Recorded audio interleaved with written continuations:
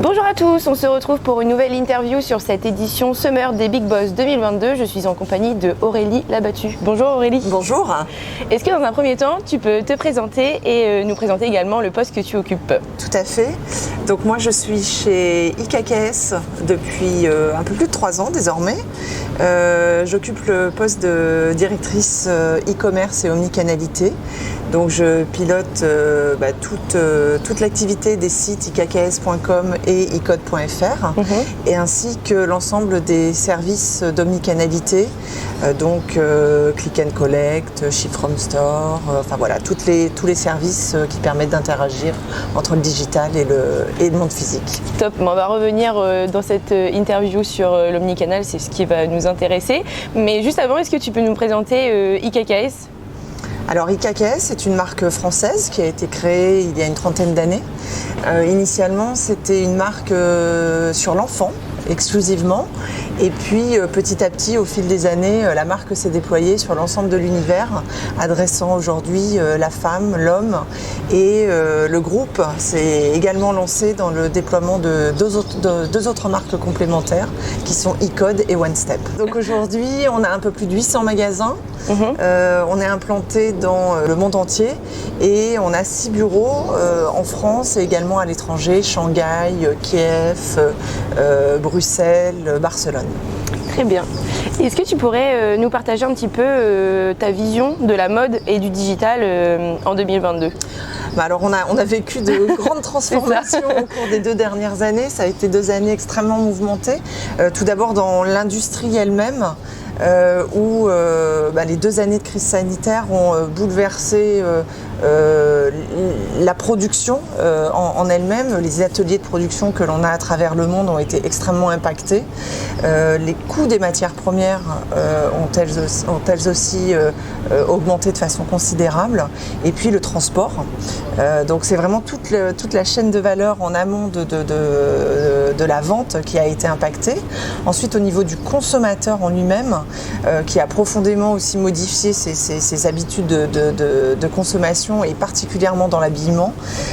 Donc avec évidemment des fermetures de magasins qui ont induit une migration en fait et l'arrivée de beaucoup de nouveaux consommateurs sur le digital et puis des préoccupations beaucoup plus fortes sur l'impact environnemental et sociétal de notre propre mode de consommation avec effectivement l'avènement de tout ce qui est vente seconde main, un besoin de traçabilité, de connaissance de l'origine des produits avant de passer à l'acte d'achat. Justement, comment vous, chez IKKS, vous avez réussi à vous adapter à ces nouveaux modes de consommation ? Alors sur la partie évolution en fait du client du monde physique vers le monde digital, nous depuis déjà très longtemps on est engagé dans une démarche en fait d'omnicanalité. C'est un point extrêmement fort et on a des ambitions importantes sur ce sujet-là au sein du groupe avec un objectif de multiplier par 2 le poids des clients omnicanaux au sein de la base client. Donc on a développé déjà très tôt un certain nombre de services omnicanaux qui ont évidemment été totalement renforcés en fait pendant la période sanitaire avec on a vu apparaître la prise de rendez-vous en magasin, le click and drive, on a mis en place les live shopping, on a été l'une des premières marques en France à lancer les live shopping dès décembre 2020 en l'occurrence. Voilà, donc c'est une démarche dans laquelle on s'est vraiment inscrit et qui est très importante et qui continue aujourd'hui. Donc on a poursuivi avec la mise en place notamment du ship from store, du store to store. Enfin voilà, on est vraiment dans une démarche omnicanal importante. Et puis après, plutôt sur la dimension environnementale, sociétale, on avait déjà beaucoup d'initiatives, notamment sur la certification de nos sites de production, etc. On s'est associé avec notamment Sea Cleaners, qui est une association portée par Yvan Bourgnon qui travaille sur le nettoyage des océans. Voilà, et on a utilisé notamment le fil plastic wall. Il est ici en fait de la collecte en fait du plastique dans les océans et c'est donc une matière qu'on utilise pour développer une collection qu'on a commercialisée sur l'été 22 qui était toute une collection autour du motif de la marinière et qui a été un très gros succès auprès de notre clientèle. Ok, hyper intéressant.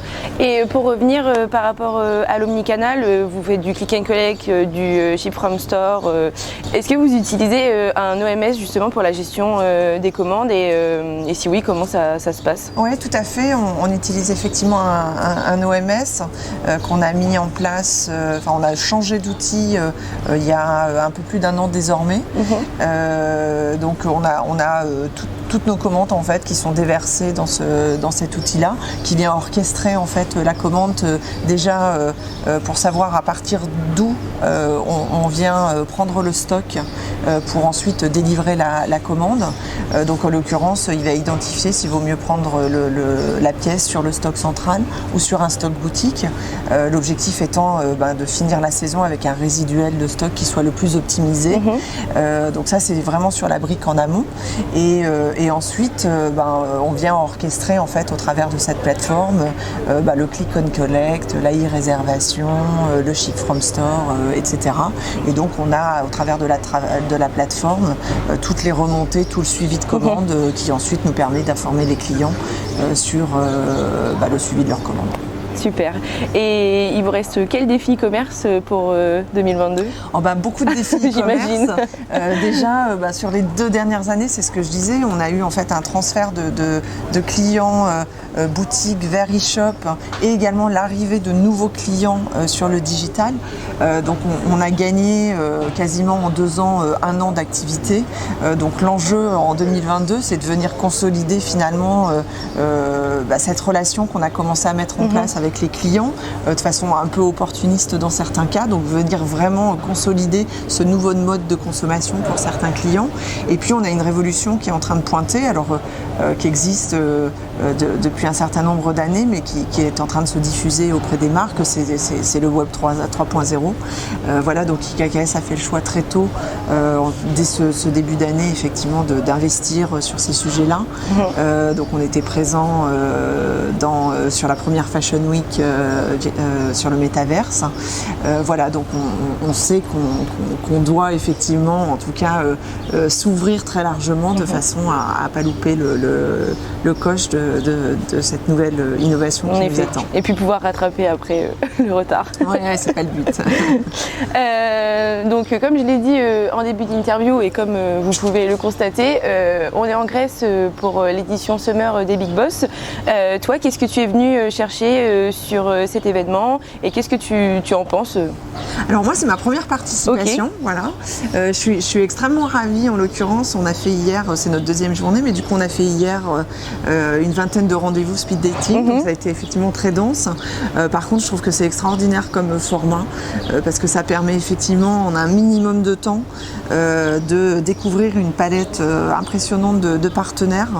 C'est donc un gain de temps colossal pour tous les décideurs que l'on peut être et qui nous permet très rapidement en fait d'évaluer la pertinence d'un prestataire, ensuite venir nourrir nos équipes avec ses contacts et puis aussi de s'ouvrir, de détecter en fait de nouvelles innovations et bien entendu d'échanger avec nos pairs, ce qui est également très précieux parce que finalement on est tout au long de l'année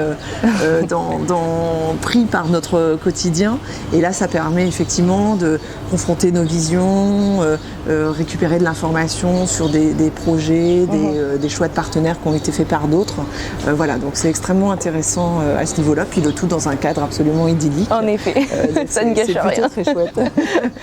Et justement, tu nous parlais des innovations. Quelles innovations tu as pu un peu déceler autour de différentes conversations que tu as eues ici?